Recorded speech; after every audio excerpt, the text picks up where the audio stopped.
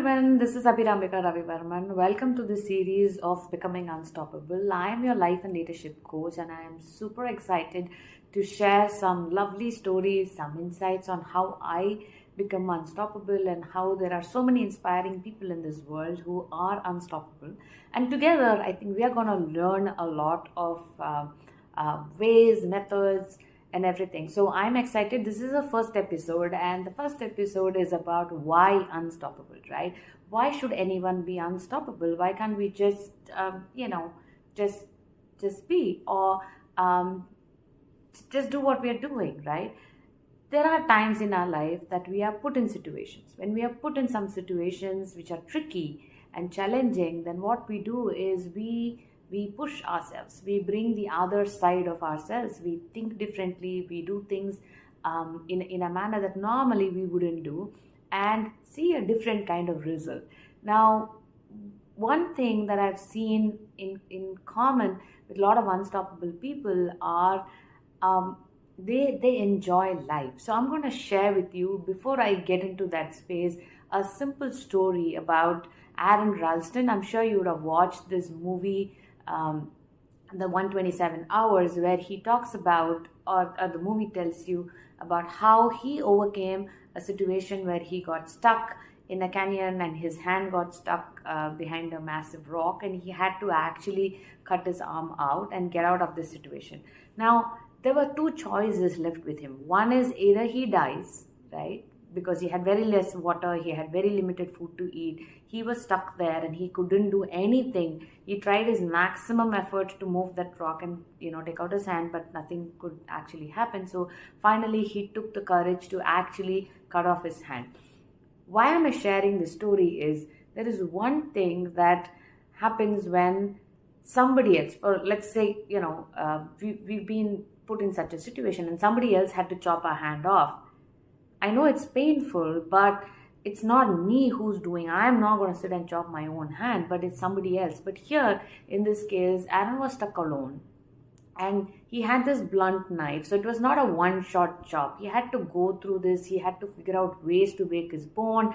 Then, go through this with a blunt knife. And it took a lot of time for him to be able to do that. But what kept him motivated? What kept him, to be able to do that is that I can survive this and I can go and see my family. That was the only thing that was running in his mind. And this idea of, yes, I can actually live without a hand came to him, and then he moved forward. So that story kind of brought me, and I thought that will be the ideal, best story to start here this series also with. I'm going to share with you another personal incident or personal thing that's going on with me right now. Is I have relocated from India to Toronto, and just a month back. And what I'm going through is, I had a successful corporate career. I shifted into business because of personal reasons. I stumbled upon setting up businesses. It wasn't easy. It wasn't something that came naturally to me. I was a proper corporate person, and from there I had to shift into becoming an entrepreneur and figuring out ways. And the beauty about this whole thing is, when you're selling a product, right? You have a product. Say I'm selling a soap. I say best things about that soap, and I go into the market and I say, you know what, my soap has ABCD and this is this. But when you are a coach, you're a life and leadership coach, you have to put yourself there, right? You literally become the product, and then you have to talk or convince clients about how good you can be to help somebody else.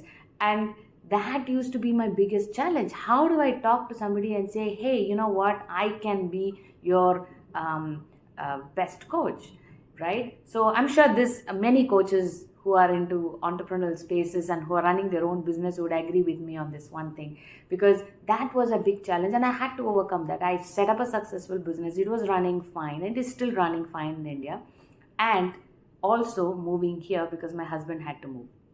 Now the question is, how am I going to start all over again, right? It's a completely new market. There is a different kind of market, different kind of mindset, different kind of work that you need to put in India, whereas here back in Toronto, you have to do things differently. You have to come out with probably newer ways and methods, and I'm figuring it out. I'm starting off, and a lot of friends whom my close friends were just asking me this one question, you know, why do you want to go through this? Why can't you either go and just chill out, right? He's going to work, you can chill at home, you've been working for a while, and or why don't you, just continue here, right? You keep going, visiting him, or do something, because my son is in a great school, everything was perfect.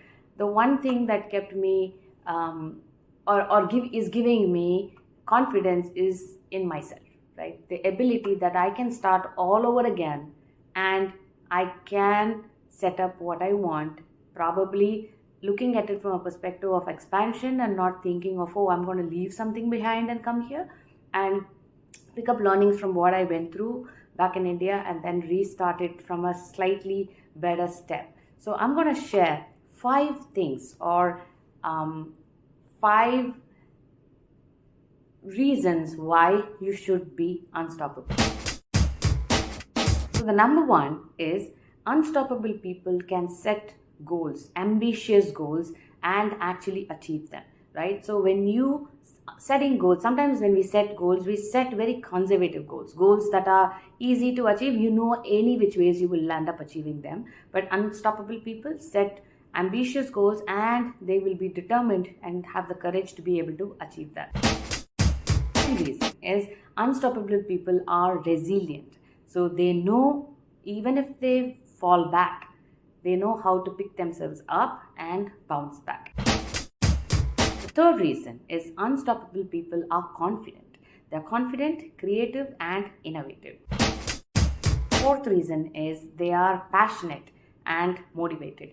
They are extremely passionate about what they stand for. And the last thing, final reason why you should be unstoppable is you can build a successful career, or you can be happy in relationships. You can actually have a very, very fulfilling life, which is what all of us aim for or dream for, or have a balanced. So we call this the wheel of life. When you look at a wheel of life for yourself, having everything in balance and everything in check, and that's something an unstoppable person will be able to do. So continue with me on this series. I'm going to be coming up with multiple topics for every video on this series about becoming unstoppable. So you become unstoppable with me, and I will do it along with you. So you motivate me to continue my new journey, and I'm going to be sharing some insights from what I get. So please do subscribe for my channel and share this video if you think this is worthwhile, and follow me for the next video. See you. Ta-ta. Bye-bye.